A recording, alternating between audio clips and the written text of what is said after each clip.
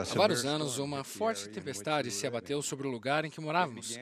Ela começou com uma chuva torrencial, seguida de um devastador vendaval vindo do leste. Quando a tempestade cessou, fez-se uma estimativa dos danos.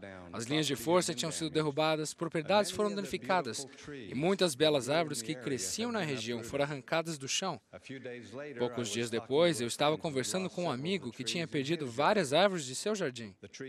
As árvores de um lado da casa estavam intactas.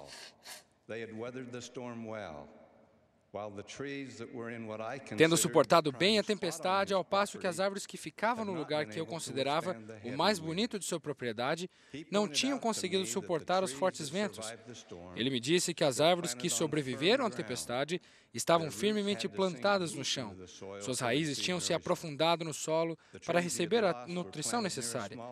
As árvores que ele tinha perdido estavam plantadas ao lado de um pequeno regato com fácil acesso a nutrientes. As raízes eram superficiais, não eram profundas o suficiente para proteger as árvores da tempestade. Nosso testemunho, tal como aquelas árvores, precisa estar edificado sobre um firme alicerce, profundamente enraizado no Evangelho de Jesus Cristo, de modo que quando os ventos e chuvas chegarem em nossa vida, como certamente virão, seremos suficientemente fortes para suportar as tempestades ao nosso redor. Elamã aconselhou o seguinte aos seus filhos: "E agora, meus filhos, lembrai-vos, de que é sobre a rocha de nosso Redentor, que é Cristo, o Filho de Deus, que deveis construir os vossos alicerces, para que quando o diabo lançar a fúria de seus ventos, sim, seus dardos no torvelinho, sim, quando todo o seu granizo e violenta tempestade vos açoitarem, isso não tenha poder para vos arrastar ao abismo da miséria e angústia sem fim. Por causa da rocha sobre a qual estáis edificados, que é um alicerce seguro, e se os homens edificarem sobre esse alicerce, não cairão." No livro de Mórmon, o profeta Jacó, em seu encontro com o anticristo Serém, fez a seguinte pergunta: "Negas o Cristo que virá?" E ele disse: "Se houvesse um Cristo, eu não o negaria. Sei, porém, que não existe Cristo algum, nem existiu, nem existirá." Eu disse-lhe a ele: "Crês nas Escrituras?" Ele disse: "Sim." Eu disse: "Então, não as entendes, porque elas verdadeiramente testificam de Cristo. Eis que te digo que nenhum dos profetas escreveu nem profetizou sem ter falado sobre este Cristo. E isto não é tudo. Foi-me também manifestado pelo poder do Espírito Santo." Jacó indicou 3 fontes da verdade que prestam testemunho de Jesus Cristo: as Escrituras, os profetas e o Espírito Santo. Elas nos ajudarão a edificar sobre a rocha de nosso Redentor, que é Cristo, o Filho de Deus. O próprio Salvador disse: "Primeiramente, vamos examinar o que estão nas Escrituras." Então disse o Salvador: "Examinai as Escrituras, porque são elas que de mim testificam." Quando o Senhor ordenou a Leí que tomasse uma família e fugisse para o deserto, ele sabia que eles precisariam de um firme alicerce sobre o qual poderiam edificar na nova terra. As Escrituras eram tão importantes que, para conseguir os registros, a voz do Espírito ordenou a Nefe que matasse Labão, dizendo: "Melhor é que pereça um homem do que uma nação degenere e pereça na incredulidade." Nessa mesma época, o Senhor conduziu outro grupo de pessoas de Jerusalém até a Terra Prometida. Muitas gerações depois, o rei Mosias descobriu seus descendentes, que eram conhecidos como o povo de Zaraima. Sua condição espiritual era muito fraca. Em Omni, lemos o seguinte: "Seu idioma corrompera-se, e nenhum registro tinham trazido consigo, e negavam a existência de seu Criador." Sem as Escrituras, não apenas as nações perecem, mas as famílias e as pessoas caem em descrença. O estudo diário das Escrituras ajuda-nos a ancorar nossa fé em Cristo, pois elas verdadeiramente testificam a respeito dele. Há vários anos, fui designado a reorganizar uma presidência de estaca. Na sessão de domingo da conferência, A esposa do recém-chamado presidente de estaca contou esta história. Ela disse que tinha sido criada num bom lar cristão. Seus pais reuniam a família todos os dias para ler e estudar a Bíblia. Enquanto liam a respeito dos profetas antigos, ela perguntou aos pais por que não havia profetas na terra atualmente.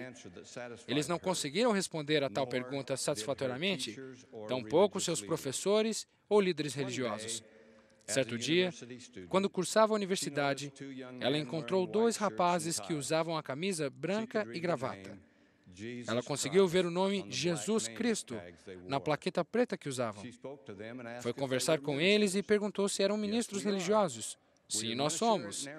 Somos missionários da Igreja de Jesus Cristo dos Santos dos Últimos Dias. Posso lhe fazer uma pergunta, então? O Senhor ama as pessoas de hoje tanto quanto as de antigamente? Sim, Ele ama. Foi a resposta deles. Então, por que não temos profetas na terra hoje em dia? Podem imaginar como os missionários ficaram entusiasmados quando ouviram uma pergunta assim? Eles disseram, nós temos profetas na terra hoje em dia. Podemos falar-lhe a respeito deles? Nossa mensagem para o mundo é a mesma. Temos profetas na terra hoje em dia.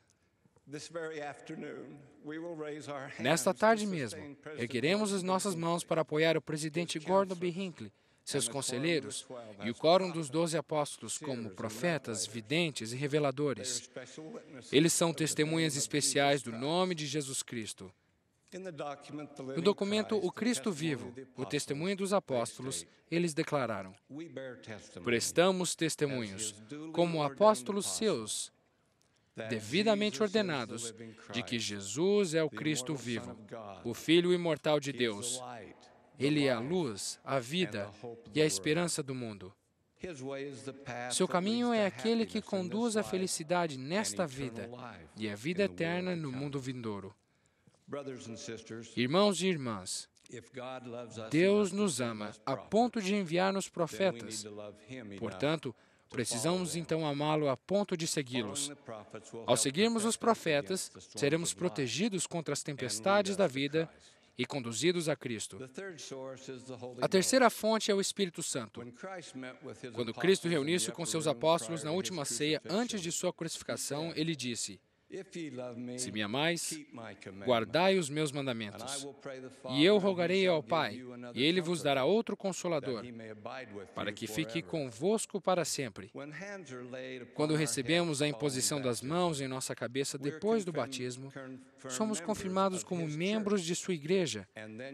E então recebemos o dom do Espírito Santo. Se vivermos em retidão e permanecermos dignos, recebemos a promessa de termos a sua companhia constante. Ele guiará a nossa vida, ensinar-nos as verdades e testificará que Jesus é o Cristo.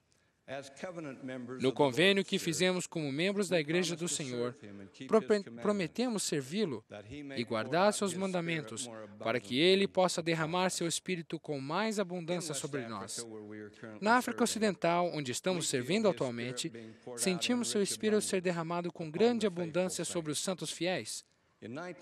Em 1989, uma tempestade se abateu sobre Gana. Não uma tempestade de chuva ou vento, mas de perseguição, calúnias e intolerância. Foi uma época difícil. A igreja ainda era nova ali. Todos os nossos missionários não africanos foram obrigados a sair do país. Nossas capelas foram trancadas e vigiadas para que não fossem usadas pelos membros. Os santos não podiam reunir-se. Por isso, adoravam em família em suas próprias casas. Alguns membros foram presos e até colocados na cadeia. Esse período ficou conhecido como o congelamento. Durante o congelamento, os membros tiveram pouco contato com a igreja de fora do país e pouco apoio dela, mas não foram abandonados à própria sorte para enfrentar a tempestade. tinham as Escrituras e as palavras dos profetas. Colocavam sua confiança no Senhor, e Ele derramou o seu Espírito sobre eles. Um membro da igreja disse: tivemos o Espírito do Senhor conosco. Podíamos senti-lo guiando-nos e orientando-nos. Ficamos mais próximos uns dos outros e nos achegamos mais ao Salvador. Durante 18 meses, os santos jejuaram e oraram pelo fim do congelamento. Em novembro de 1990, a proibição foi suspensa. O pior da tempestade já tinha passado, mas as consequências foram severas. Alguns se afastaram. Suas raízes eram pouco profundas e seu alicerce era fraco.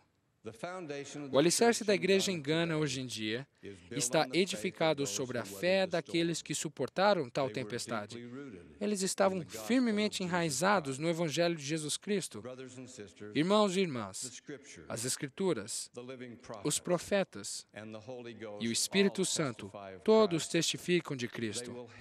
Eles nos ajudarão a edificar sobre um alicerce seguro. E se os homens edificarem sobre esse alicerce, não cairão.